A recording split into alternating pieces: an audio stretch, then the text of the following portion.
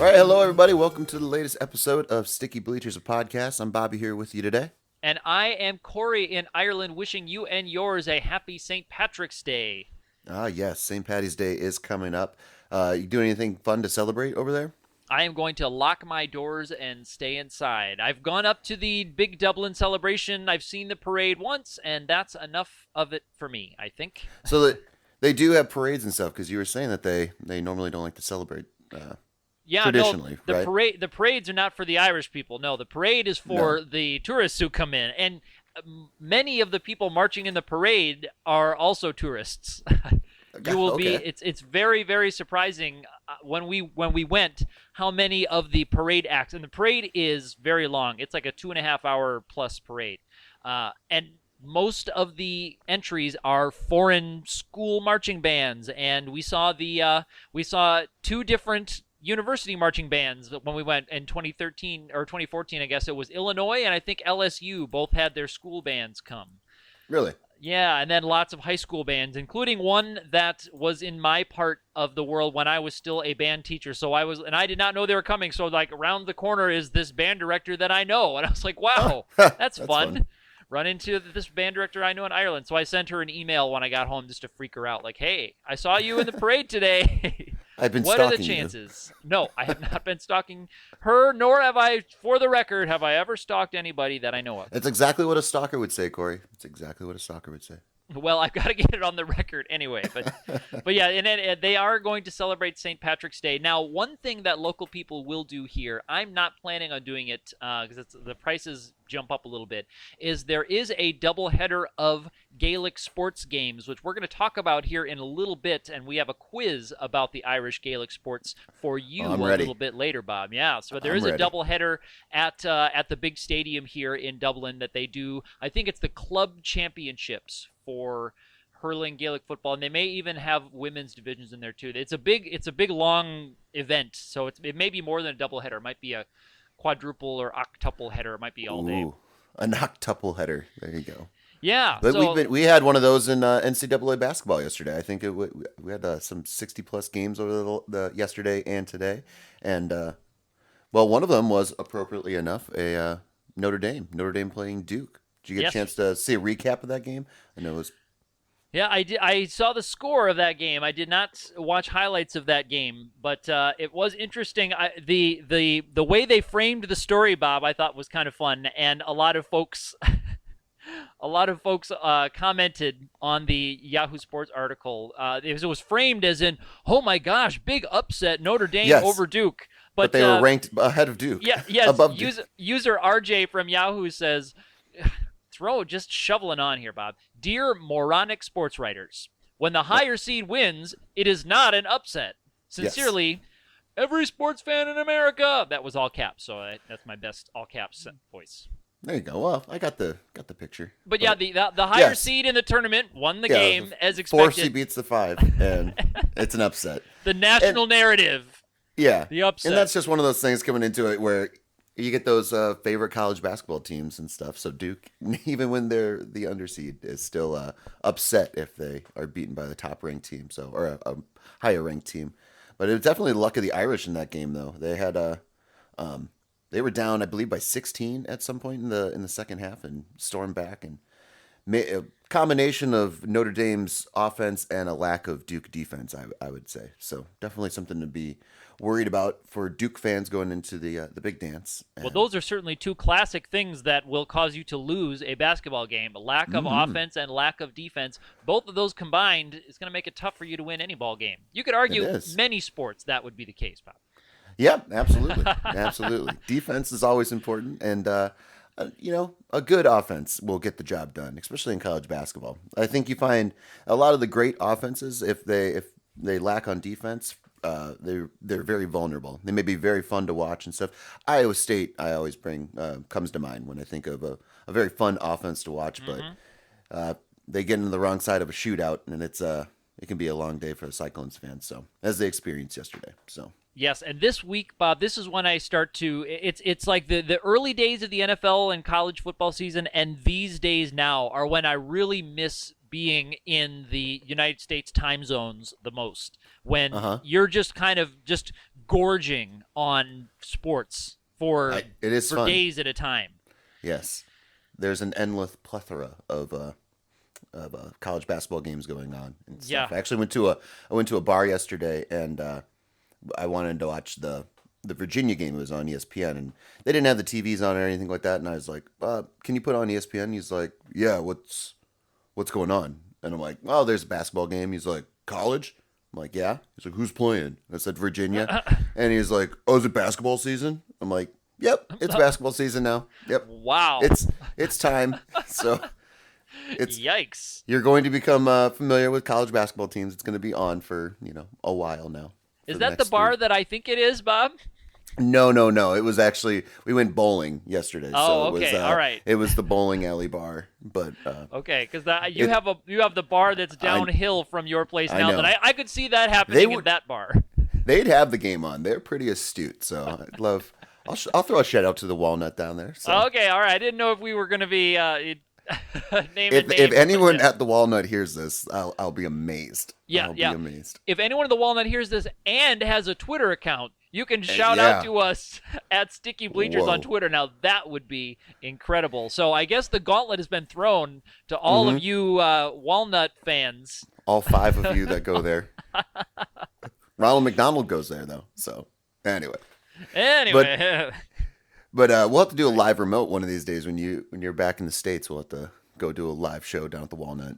It'd be very quiet. Dude, I know. We could bring our recording equipment. It would be fantastic. Okay? But another basketball game that we were kind of paying attention to as we were recording our simulation game of the week, it's a Negro Leagues baseball game between the Cleveland Buckeyes and the Kansas City Monarchs, which you can find over on our YouTube channel. And we're still building that subscribers, still 10% of the way to 100 subscribers on the channel. Anyway, last night it was in the second round of the Big Ten tournament, Iowa and Illinois. Iowa versus unranked Illinois, and that one fell to the wrong side of the Hawkeyes for us, the homers. The Illinois fans very excited on very excited. On Reddit. A couple of fans with Maryland Terrapins flair. User JFader2 says, "What a week for Illinois sports," and Illini flair says, "Yes, that's the Lovie Smith effect."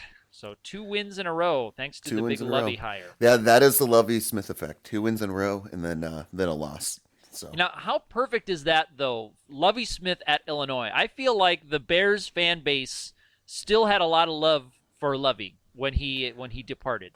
Yeah, it's a solid hiring for sure. And I think they got a new athletic director, and I think that was one of the reasons why they fired their interim coach and stuff, kind of bring in their own personalities and stuff, but definitely get a big name, big NFL coach, helps with recruiting and everything, and getting Illinois ship-righted in a good way. But it was another disappointing loss though by Iowa. It's not that they played bad; they just didn't play as good as they should have. So I know I've made this controversial statement to you before, Corey, about free throw shooting. And free throw shooting. Okay, go ahead. Illinois went perfect at the line, a perfect 10 for 10, and Iowa went 8 for 10. And as you can see, they lost by 2 points. So they left those 2 points on the free throw line.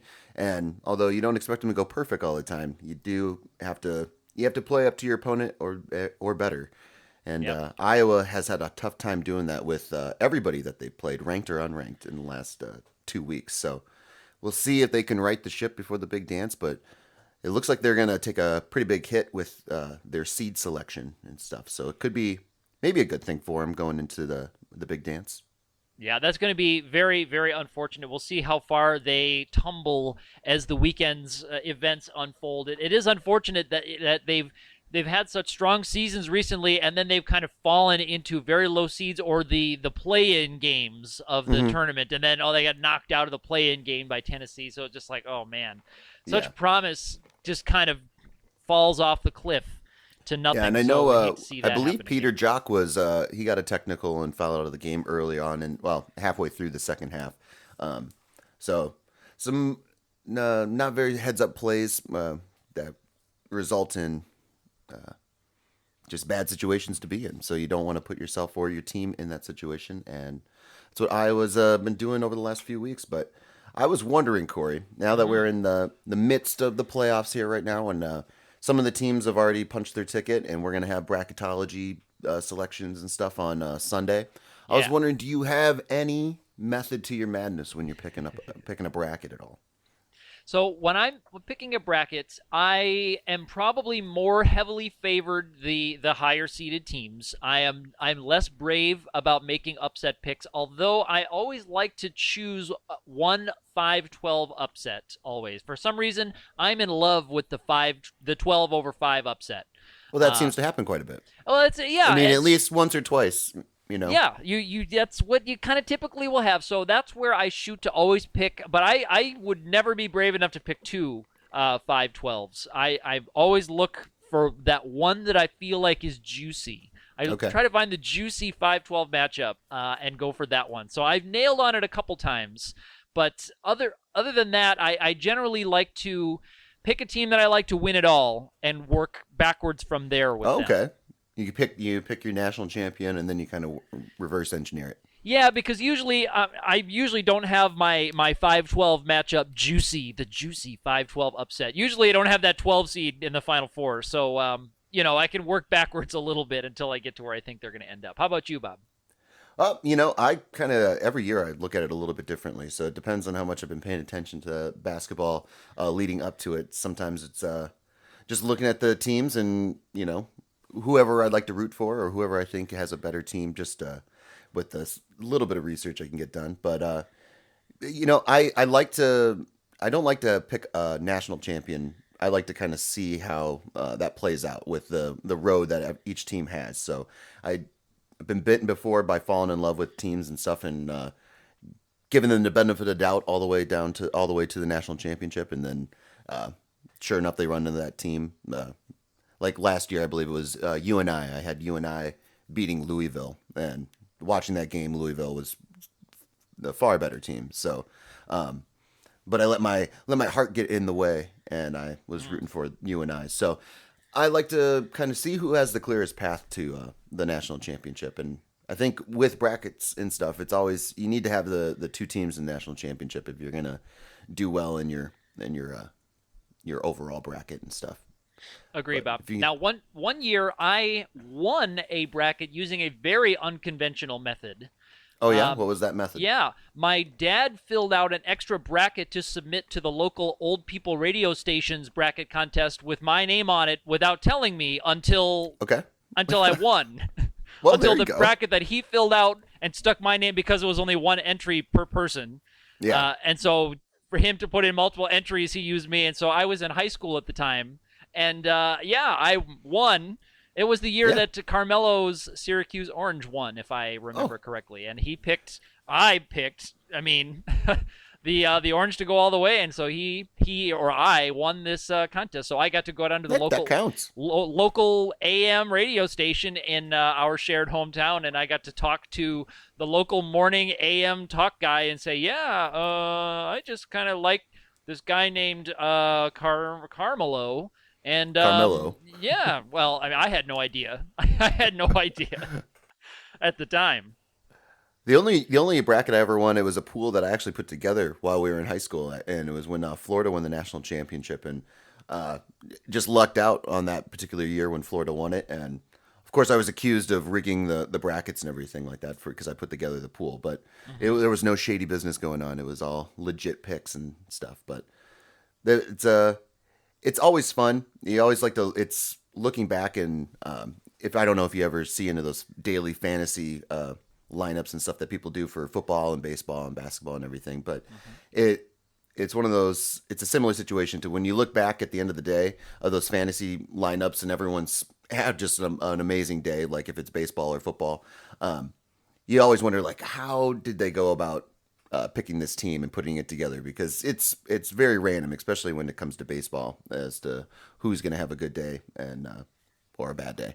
But it looks so perfect when you see it after everything's happened and stuff. And the same thing happens with brackets, and you're like you look at a great bracket and you're like, man, how did you pick that? How did you see that one coming? And there's equal parts luck and skill, I believe. So. Yeah. Are you picking? Are you picking any 16 seed over 1 seed at all? Any of No. the massive upset? Nope, not gonna go there. Not gonna go there. Not gonna predict that to happen. And it's It's never interesting. happened. Yeah, I know. So it's interesting you mentioned that. This is maybe a little teaser of content to come in future episodes of the podcast, but I'm going to be running an old-fashioned paper bracket with some of my European friends over here on Awesome. this side of the world, none of whom that I know of at least have any real interest or know much about American college basketball. Obviously, the sport of basketball is pretty common knowledge and very Yeah. popular in Europe, but Yeah. American college hoops, they There's the wouldn't. Euro step, Corey. They have a whole move. That's I know it's the big thing, but they wouldn't know probably these teams with history. So it'll be interesting to see someone objectively coming at this thing not knowing who Duke is or who North Carolina is or who Kansas is, other than just, oh, this team is highly seeded in this bracket, so they must be good. Not There's no baggage there. That could be an advantage actually to It go in could there be.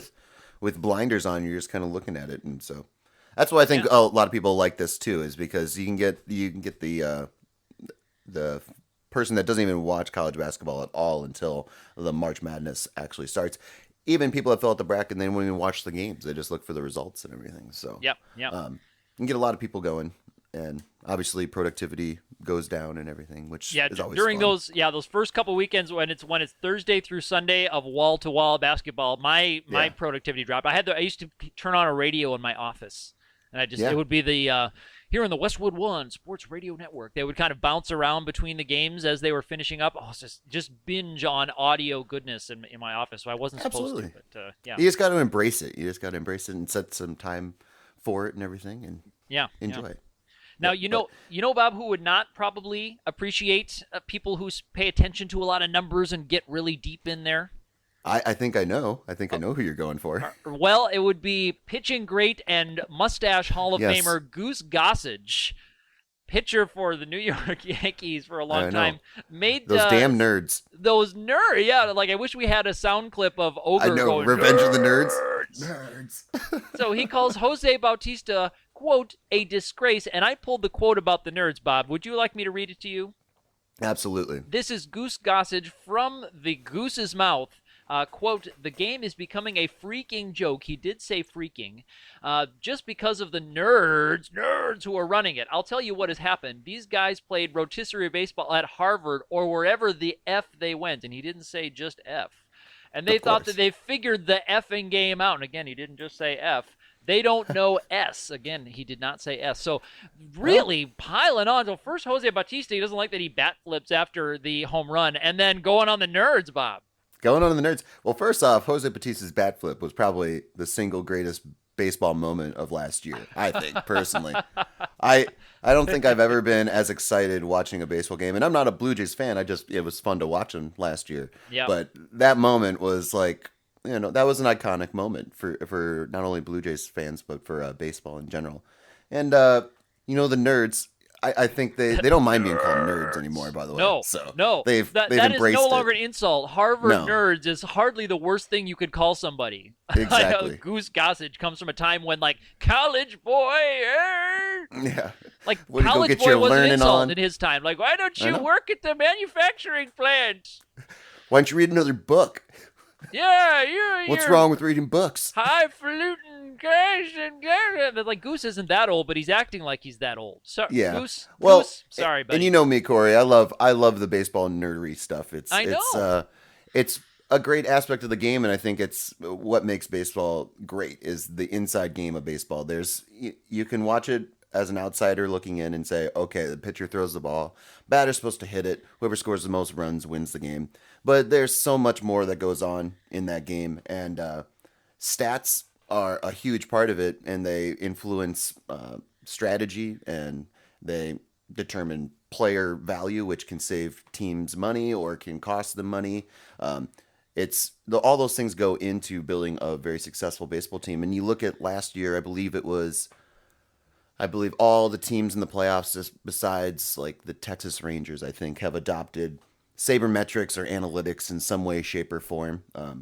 Yep. And every team goes about it differently, and there's no right way to crack the code. But definitely one of the biggest things with analytics and sabermetrics is determining a fair dollar amount for the actual productivity that a player brings to a team. And if that player can be replaced by somebody at a cheaper value, or if they're worth all the money that they're bringing in. So you Yeah. look at a guy like Zach Greinke, who signed a $200+ million deal for the Arizona Diamondbacks.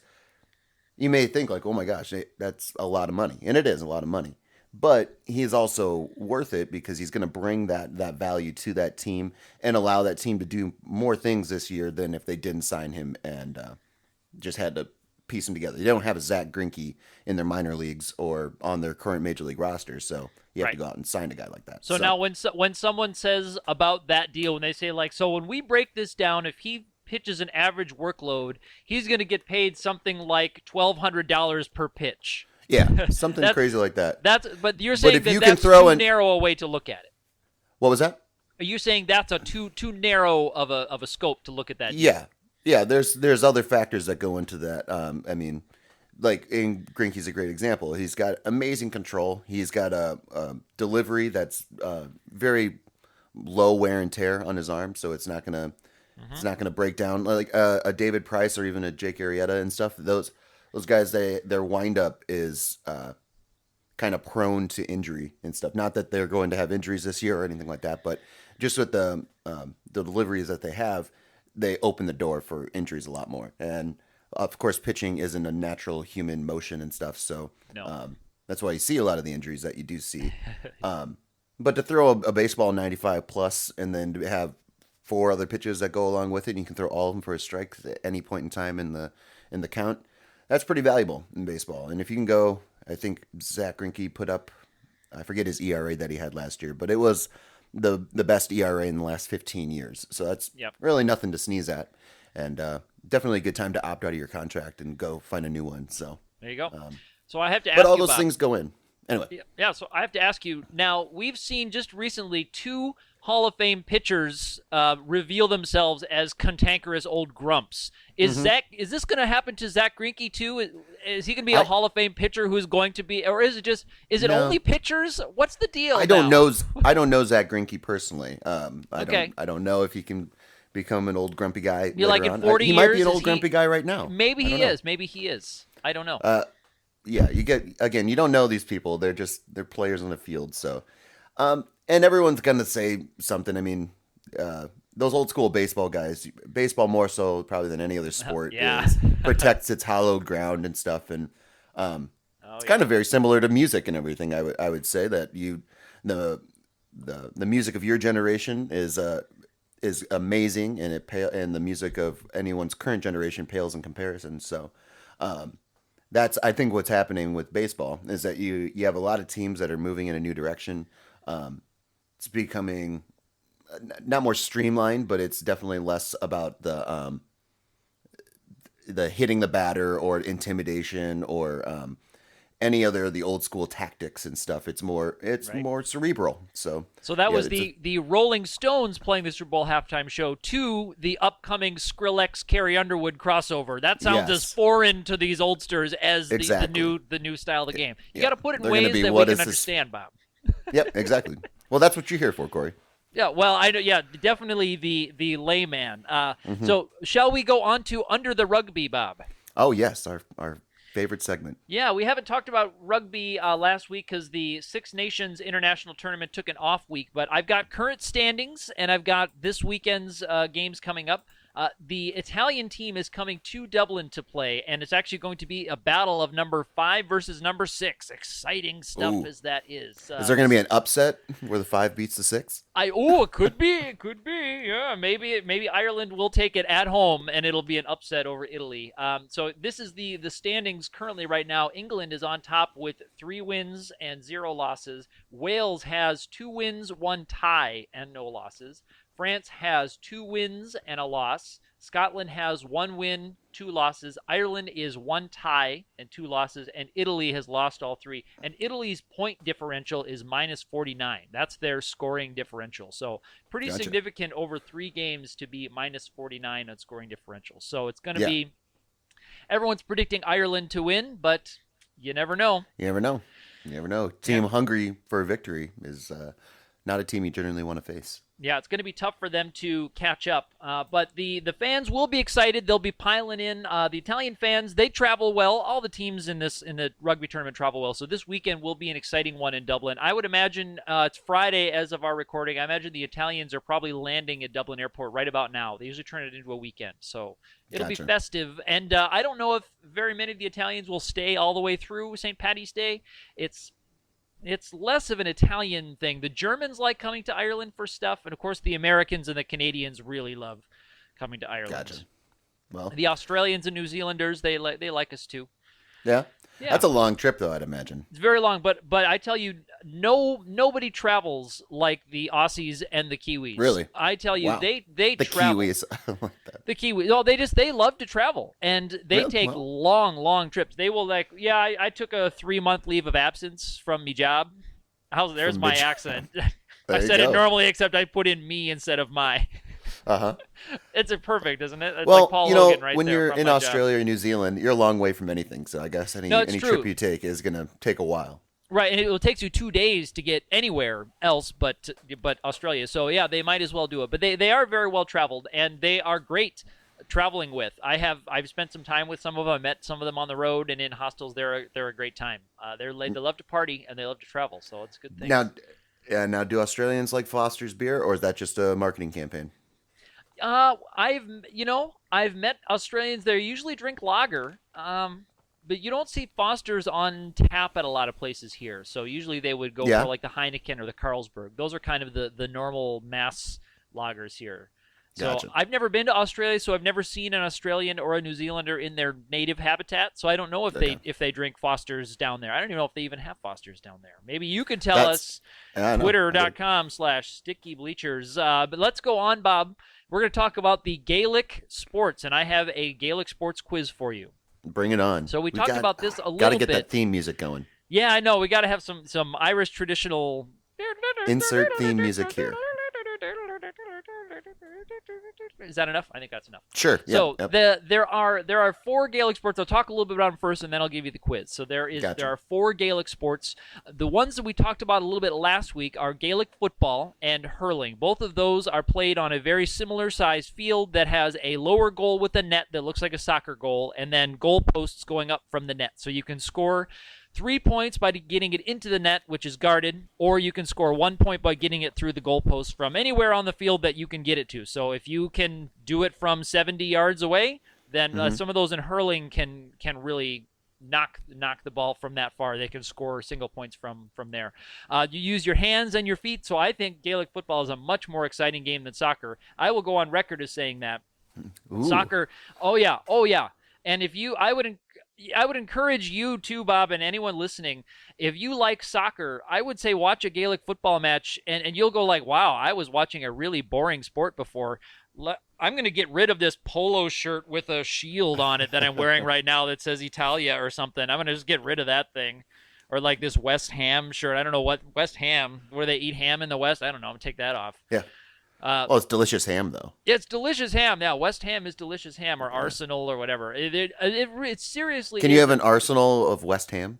Oh, you could. You could have a whole battery of West Ham, and then you could take it to like Nottingham or something. I don't know. I'm getting into too much soccer stuff. We're not talking about soccer. We're talking about Gaelic sports. But in addition to those 2 sports, there are a couple of other ones. One of them is handball, and that's one that's played a lot like racquetball. I believe we played that in high school gym. No, we wouldn't play. We didn't play it in our day. We played another game called handball, but this is a different one. It's a football thing. No, it's not a football thing. It's called handball. No, it's like football. Like football, soccer, right. Our football. handball was like actually our handball was a lot closer to Gaelic football, where you could carry it or bounce it in Gaelic football. But handball is played like racquetball actually, but with your hands, so you hit it against a wall, but with your hand. I gotcha. And then there's a game it's similar to softball that's called rounders. That's one that's not played very often, but it's similar to baseball or softball. That was a derivative. That was one of the first incarnations of baseball, or like one of the derivatives of baseball. Yes, and it was played in North America, in the early days of that. But we're going to be mostly talking about in our quiz today, Bob, of hurling Gaelic football, and then the ladies' versions of those games. Camogie is the name of the ladies' version, and then it's just called ladies Gaelic football. So Bring it on. here's the first one. What is the name of the stadium that is the headquarters of the Gaelic Athletic Association that oversees all of the Gaelic sports all over Ireland? So this is the main stadium in the headquarters. Is it called the Gaelic Grounds? Is it called Croke Park? Or is it called Pork y Kiev? I'm going to say Croke Park. It sounds familiar. Yes, I've said it I'm on the gonna go with podcast before. Yep. That is correct. Gaelic Awesome. grounds are in Limerick, and Park y Kiev is in Cork. And I'll tell you how to spell Park y Kiev, Bob. How do you spell it?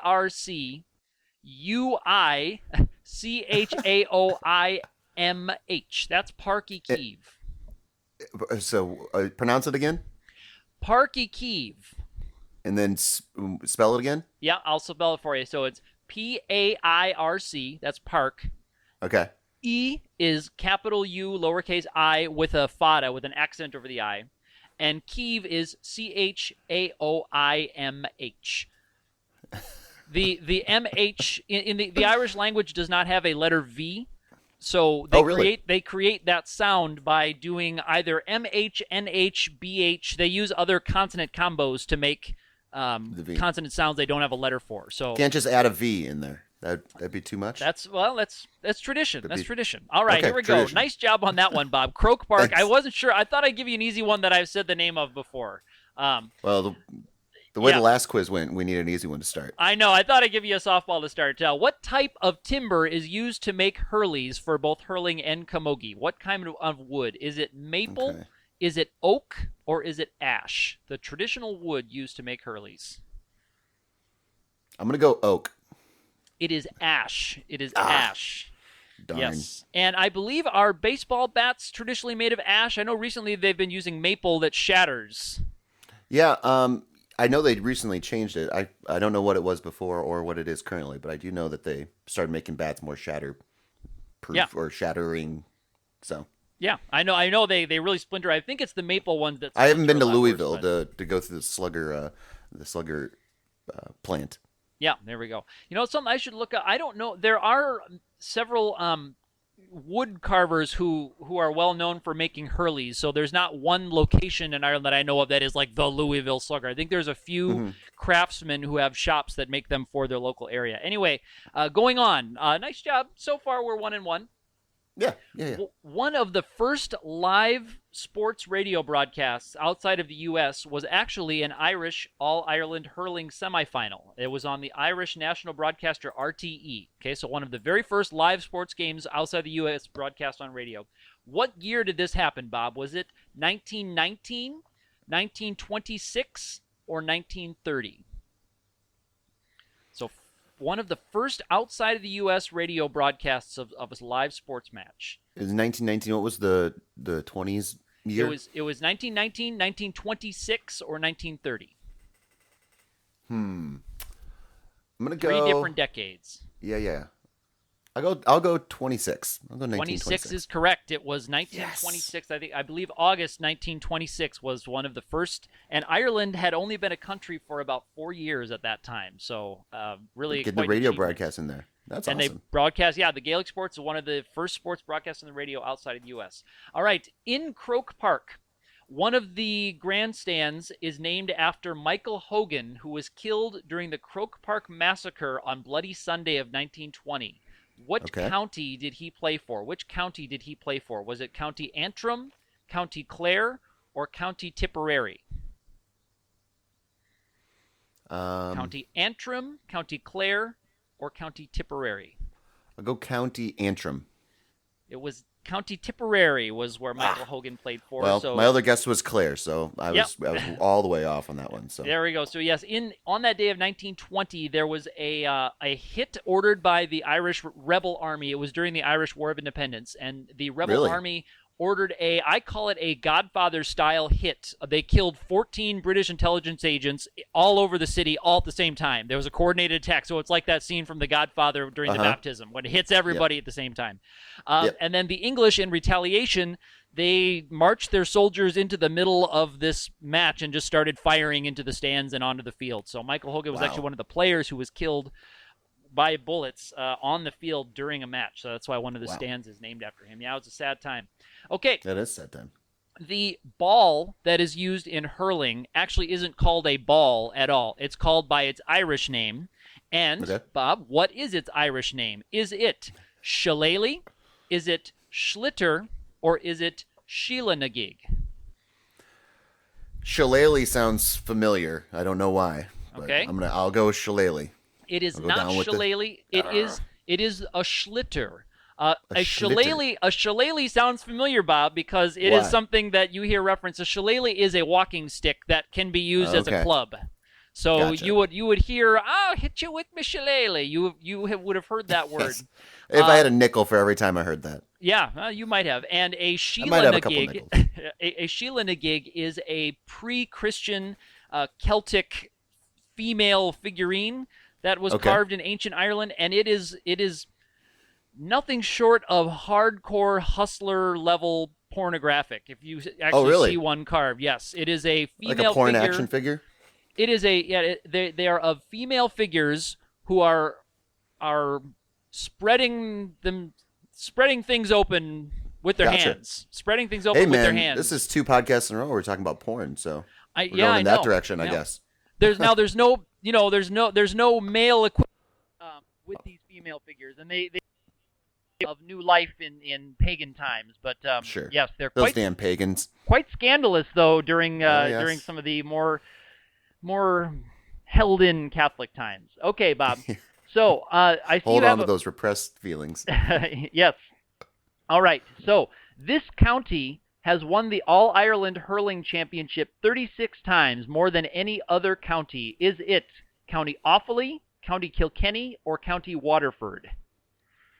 I'm going to go strictly with Kilkenny just because I love that name. Kilkenny is correct. They are hurling crazy in yes. Kilkenny. They start the kids early in Kilkenny. They go nuts. Now, Ireland, most counties emphasize one of the games over the other.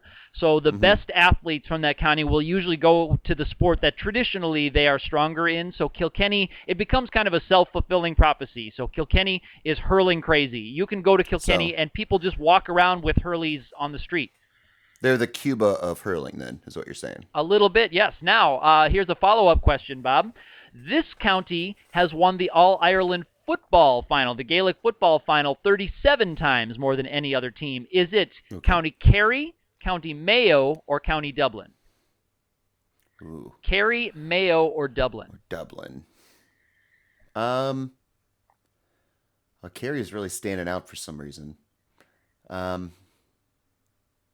But I'm gonna go. I'll go Kerry. Yeah, I gotta just trust my first instinct here. You got that one too, Bob. It's County Kerry, Yes. 37 times the champion of the All-Ireland football final. I Very was gonna good. teeter-totter to Dublin, but I know. There we Well, go. and you were thinking along the lines because Dublin is a hurling-centered, or sorry, not a hurling. It is a football-centered Gaelic county. football. It is a Right. football-centered county. So, although Dublin is good in both because they have such a big population to draw on. All right, final question, Bob. This is a good one. Okay, In the opening I'm guaranteed scene, at least 500 here. yeah, in the opening scene of the 2011 film Blitz, this actor uses a hurley to beat up 3 youths who are trying to steal a car. His Okay. character is heard to say, I have to name the actor. yes, his character Okay. is heard to say, "This, lads, is a hurley, used in the Irish game of hurling, a cross between hockey and murder." So which actor says that? Is it Matt Damon? Is it Jason Statham? Is it Bruce Willis? Or is it Colin Farrell? And what movie is this from? The 2011 film Blitz. 2011 film Blitz. Well, it's got to be between Statham and Colin Farrell. I'll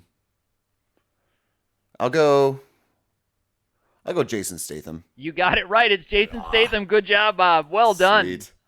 I threw in the Matt Damon in there because I know he Matt plays Damon. Irish in a lot of his things. Matt Damon, yeah. Yes, of course.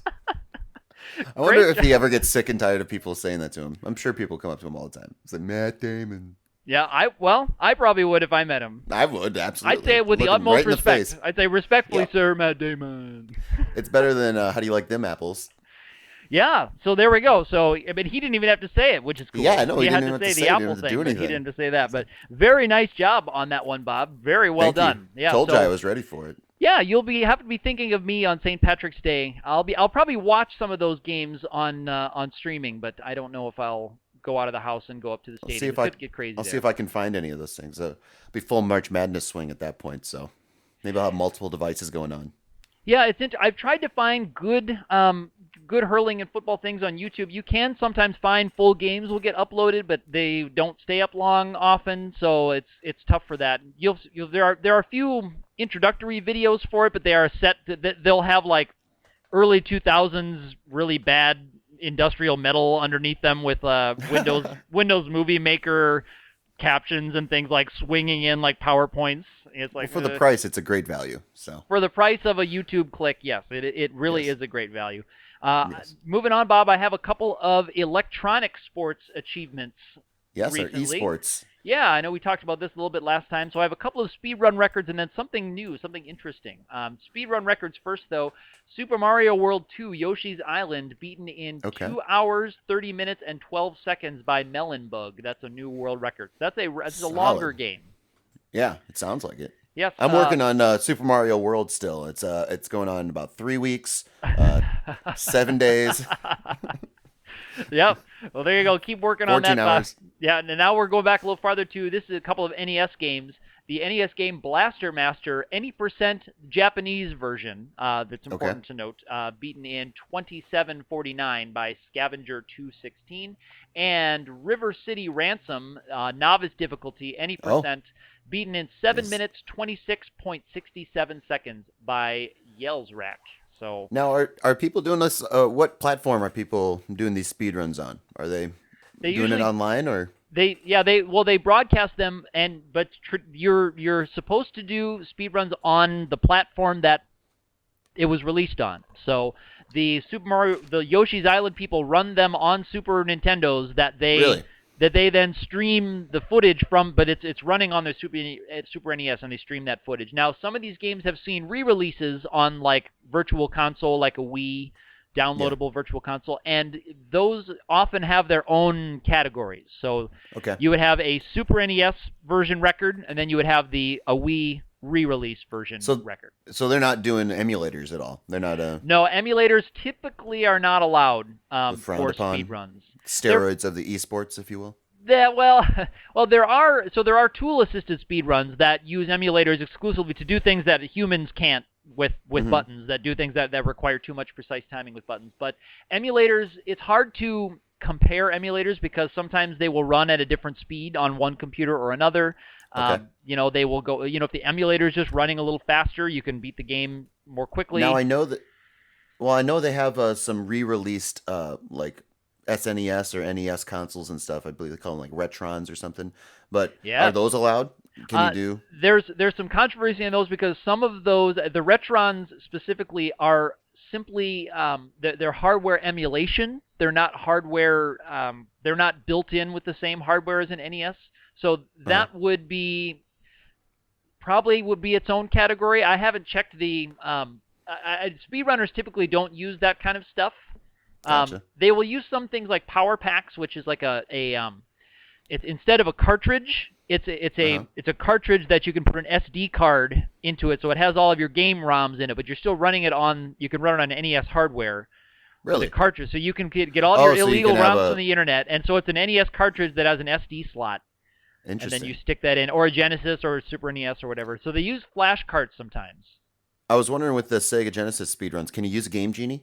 Is there like a special category for Game Genie? There, imagine there's categories for things you can do with Game Genies. Yes, I mean Okay. anything you can do this any kind of speed run if you want for that. But yeah, you can find a It's lot a of good Sega ones. great invention there. Yeah, and now I don't know Did if you have they a Game Genie? Did I you ever well have one? I got a Game Genie for Sega Genesis much later than Hmm. the era, I would say. But I did make the stack of so you get the Genesis, then you get Sonic and Knuckles, and then you get the Game Genie on top of that, and then you get like Sonic 2 on top And then of. someone kicks it over as they're going to get a pop. Yeah, because it's 4 feet high. Yeah, this is like Yeah, Sega exactly. Genesis, and then Sega Genesis with the classically faulty power wire that goes in. Or at Yes. least both of mine had the same problem where the power socket would disconnect quite easily. Yeah. One more little bit of electronic competition, Bob, is actually this is an ongoing match between the Google DeepMind computer is playing a 5-game match of the ancient Asian territory-taking game of Go. And this match is being played in Seoul, South Korea, and it is the Google DeepMind computer the name of the computer that's playing was actually called AlphaGo, is the program that's playing against this person. It is Lee Sedol, who is a Go champion, who's a Go master. A Go pro. He's a Go pro, yes. He is a pro at Go. So he is a top-level player, but currently, as of this weekend, the DeepMind computer is 2-0. Over the Go Pro. Over the Go Pro. Wow. So continue. Are they doing that over the weekend then? Is it development happening? The match is continuing. I'm not sure when the next match is scheduled to take place. But as of this recording, DeepMind is 2-0. So Lee Sedol has some ground to make up if he wants to win this 5-game match, Bob. Yeah, it looks like he's got a mountain to climb. So yeah, so it's similar to watch. Yeah, it's similar to like the Garry Kasparov versus Deep Blue chess matches that were actually in I think in the mid '90s, late '90s. Yes, they had the Deep Blue matches that went over quite a long time. And I believe doesn't Watson, the IBM computer, doesn't he play chess as well? I don't know if he plays chess. He played Jeopardy. I don't know if Watson also plays chess, but yeah, he did play Jeopardy. But yeah, so Google DeepMind is an experiment just similar to the same kinds of things we've been seeing for the last 20+ years of moving towards Terminator. Towards the machines taking over. I know someday we can't challenge them. We have to remain in control of them. Yeah. So we'll keep an eye on that one because I'm interested in that one. But shall we move on to a final thought, Bob? Yeah, sure. What would you like to be the final thought here of this podcast, here, Corey? I got the final thought. This one comes to us from Reddit. We'll do our plugs after this final thought. You ready? This is from user What a Manderly, and this is a shower thought, Bob. This is a shower thought. So a thought in the shower. Yeah, so something you could just while you're in the shower, just the weird little things that creep into your brain when you're in an exposed, vulnerable state like that in the shower. Ready? Mm-hmm. Rutgers could finally contribute to the Big Ten if they hire Dan Dakich as their coach, so he can't announce Big Ten games anymore. Well, that'd be good. He'd have to do press conferences still, though. That's right, so you'd get a little bit of them. But it would only be for Rutgers games, so the rest of the Big Ten could just ignore him for most of the year. Rutgers having another tough season in the Big Ten, but their season came to an end. I believe they'll be in the NIT, which will be always so exciting to watch. Yes, so yeah, we'll have to see how that develops. But you'll hear more from us early next week. We'll have our brackets. We'll talk about that, our bracketology systems. Probably most things college basketball when we come back, and then we won't see you again until after St. Patrick's Day. So until then, it's going to be Happy St. Patrick's Day from us at Sticky Bleachers. You can find us on Twitter at Sticky Bleachers. Find our YouTube channel. Again, we talked about it before. We have a new Negro League series that we're launching this week. Our first sim is up as of this recording, so do check that out. Hit that subscribe button. You can find us on Facebook. You can find us on SoundCloud. You can find us on the Stitcher app. Twitter is where our primary source is, I think, Bob. Wouldn't you say? Absolutely. It's our hub. Yeah. Yes, our Twitter hub. Yes. So I guess for now, happy St. Patty's Day. We'll see you after the weekend, and I am Corey signing off for now. I'm Bob. We'll see you guys early next week. Play ball!